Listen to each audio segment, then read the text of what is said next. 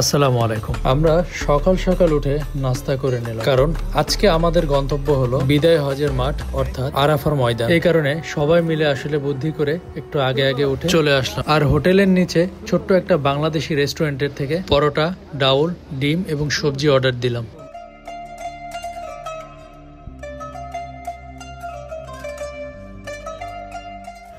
আজ দীর্ঘ 3 বছর পরে আমার চাচাতো ভাইয়ের লগে দেখা। আমরা দুই ভাই আসলে সৌদির দুই প্রান্তে থাকি, এই কারণে তেমন একটা দেখা সাক্ষাৎ হইতো না। বিষয়টা এমন হয়েছিল, সে যখন বাইরে আসে আমি তাকে আগায় দিয়েছিলাম ঢাকা পর্যন্ত।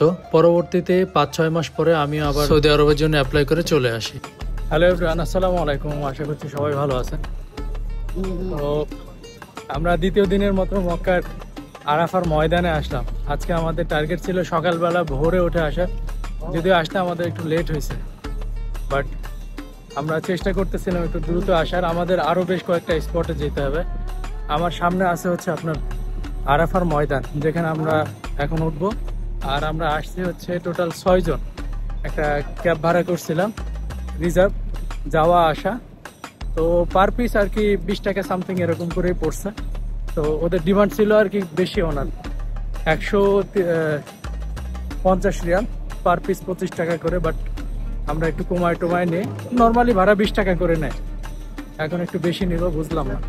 প্রিয় দর্শক, এটা হচ্ছে সেই ঐতিহাসিক আরাফার ময়দান, যেখানে আমাদের নবী হযরত মুহাম্মদ সাল্লাল্লাহু আলাইহি ওয়াসাল্লাম বিদায় হজের ভাষণ দিয়েছিলেন। এই আরাফার ময়দানের ইতিহাস কিন্তু অনেক বড়। যদি আমি আপনাদেরকে সংক্ষেপে আলোচনা করি, মূলত এর ইতিহাস হযরত মুহাম্মদ সাল্লাল্লাহু আলাইহি ওয়াসাল্লামের বিদায় খুতবার সাথে সম্পৃক্ত। এই ময়দানে হজের অন্যতম গুরুত্বপূর্ণ একটি অংশ, যেখানে হাজিরা জিলহজ মাসের 9 তারিখে একত্রিত হয়ে ওকুফে আরাফা সম্পূর্ণ করেন। এটি জাবাইলে রহমত পর্বতের পাদদেশে অবস্থিত এবং হজের মূল কেন্দ্রবিন্দু হিসাবে বিবেচিত হয়। তবে এই ময়দানে অবস্থান করা হজের প্রধান একটি রুকন, যেখানে মুসলিমরা নিজেদের পাপের জন্য ক্ষমা প্রার্থনা করে। প্রিয় দর্শক, আমরা এখন ওই উঁচু পাহাড়টাতে ওঠার জন্য চলে যাব একদম সিঁড়িতে।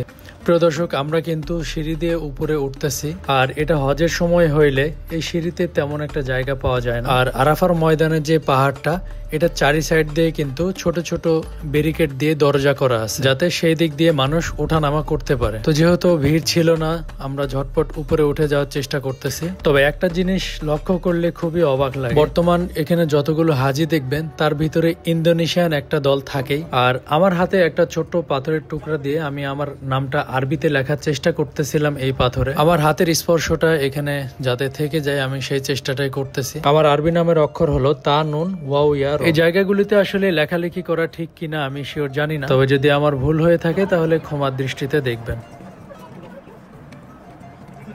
তো আলহামদুলিল্লাহ আমরা উপরে চলে আসলাম। এখানে উঠতে আসলে আমাদের তেমন একটা কষ্ট হয় না, তবে লাইফে আমার সব থেকে ফার্স্ট একটা এক্সপিরিয়েন্স ছিল, সেটা হচ্ছে হেরা গুহায় ওঠার। তো আমি সেই ভিডিওটাও সামনে আপলোড করব। আরাফা এটি একটি আরবি শব্দ, যার অর্থ চেনা বা জানা। এমন একটি ধারা প্রচলিত আছে, হযরত আদম আলাইহিস সালাম এবং হযরত হাওয়া আলাইহিস সালাম দীর্ঘদিন বিচ্ছেদের পর এই ময়দানে একে অপরের সাথে সাক্ষাৎ করে এবং একে অপরকে চিনতে পেরেছিলেন। ইসলামী ঐতিহ্য অনুসারে হযরত মুহাম্মদ সাল্লাল্লাহু আলাইহি সাল্লাম তার জীবনে শেষ হজে আরাফার ময়দানে জাবাইলে রহমত পর্বতের পাদদেশে দাঁড়িয়ে তার বিদায় খুতবাতুল ওয়াদা দিয়েছিলেন। এটি ইসলামের পরিপূর্ণতার নির্দেশন হিসাবে বিবেচিত হয় এবং হজের সবচেয়ে গুরুত্বপূর্ণ অংশগুলোর মধ্যে এটি একটি। এটি শুধু একটি স্থান নয়, বরং বিশ্বজুড়ে মুসলমানদের জন্য একটি ঐক্য ও শক্তির বার্তা বহনকারীর স্থান। এই ময়দানে অবস্থানের মাধ্যমে হাজিরা নিজেদের পাপের প্রায়শ্চিত্ত করেন এবং নিজেদের নতুনভাবে গড়ে তোলার সুযোগ পান।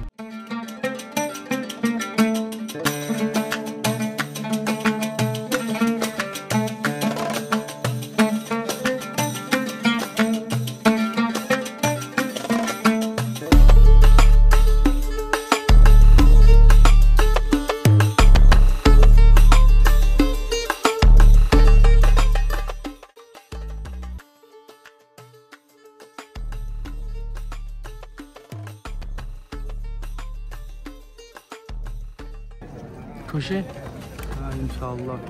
গাইজ, এখানে আসার পরে একটা জিনিস আমি লক্ষ্য করলাম, সবাই কোনো না কোনো স্মৃতি রেখে যাওয়ার চেষ্টা করতেছে এখানে। আমার মনে হয় এটা করা কখনো উচিত না। এটা যেহেতু দর্শনীয় স্থান, এখানে লেখালেখি বা অন্য কোনো কিছু করাই শোভনীয় পায় না। আমি এখান থেকে একটা জিনিস রিয়েলাইজ করতেছি, যে জায়গাগুলোতে আমাদের প্রিয় নবী হযরত মুহাম্মদ সাল্লাল্লাহু আলাইহি সাল্লামের স্পর্শ আছে, সেই জায়গাগুলো আসলে আমি ছোঁয়ার চেষ্টা করতেছি। কারণ যে মানুষটা আমাদের জন্য তার পুরো জীবনটা দিয়ে, সেই মানুষটার স্পর্শ করা জায়গাটা ছুঁয়ে দেখা স্বপ্নের মতো। এখান থেকে আছে হযরত মুহাম্মদ সাল্লাল্লাহু আলাইহি সাল্লাম বিদায় হতে ভাষণ দিয়েছিলেন।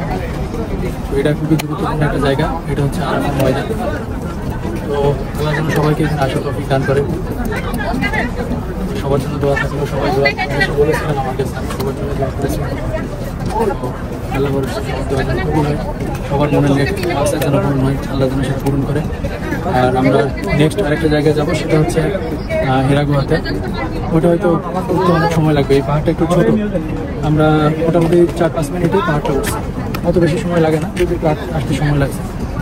গাইজ, আমরা উপরের থেকে আসলে ওই স্টেপ আছে ওই দিক থেকে সিঁড়ি, তো আমরা ওই দিক থেকে না নেমে আমরা একটু ডিফারেন্টভাবে চিন্তা করলাম, এদিক থেকে সিঁড়ি বানানো আছে, তো দেখে আমরা এদিক থেকে নামার ট্রাই করি।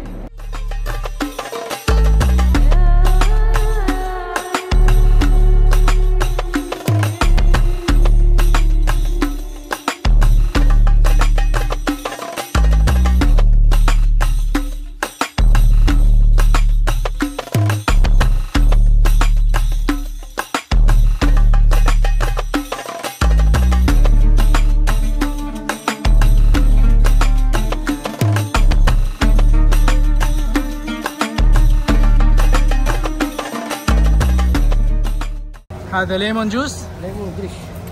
كم؟ 5. كم واحد؟ ايوه. প্রিয় দর্শক, এগুলো হলো সেকেন্ড হ্যান্ড মার্কেটের প্রোডাক্ট। আপনাদের যদি কারো প্রয়োজন থাকে আপনারা এখান থেকে ক্রয় করতে পারেন। তবে হ্যাঁ, এখান থেকে কোনো প্রোডাক্ট কেনার আগে সেটি দেখে কিনতে পারেন, কেননা যেহেতু পুরাতন জিনিসপত্র কোনো প্রবলেম থাকতেও পারে। আর এটার এক্স্যাক্টলি লোকেশন হচ্ছে আরাফার মাঠ থেকে বের হওয়া মেইন গেটের পাশে এই দোকানগুলো আপনারা পেয়ে যাবেন। এগুলো মূলত 5 রিয়াল, 10 রিয়াল, 20 রিয়াল, এর বেশি দাম কোনোটারই হয় না।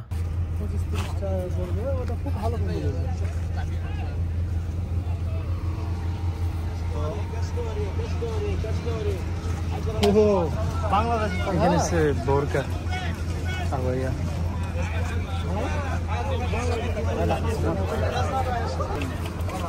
مدير هذا كم؟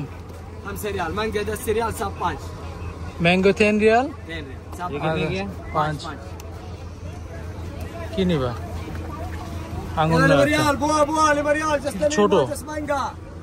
يلا بوا بوا. يلا لما ريال لما ريال. والله يا العباس مصالح. এটা কি? هذا بابايا مدير؟ هذا بابايا؟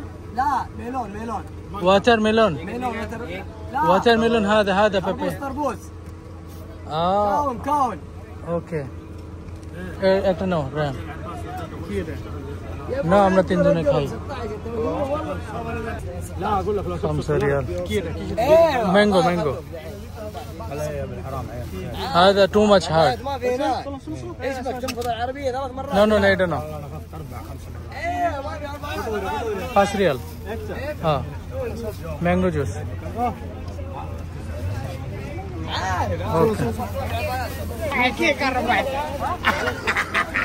প্রিয় দর্শক, আমরা এখন আরাফার ময়দান থেকে এক্সিট নিয়ে নিলাম। আর আসার পথে এখানে একটা সেকেন্ড হ্যান্ড মার্কেট দেখলাম, এখানে বিভিন্ন ধরনের জিনিসপত্র পাওয়া যায়। হাতে সময় না থাকার কারণে ওখান থেকে আমরা দ্রুত চলে আসলাম। আশা করি ভিডিওটা আপনাদের কাছে ভালো লেগেছে। আর এতক্ষণ ধরে সময় নিয়ে ভিডিওটা দেখার জন্য অসংখ্য ধন্যবাদ। এখনো যারা লাইক, কমেন্ট, সাবস্ক্রাইব করেন নাই, আপনারা চাইলে সাবস্ক্রাইব করে দিতে পারেন।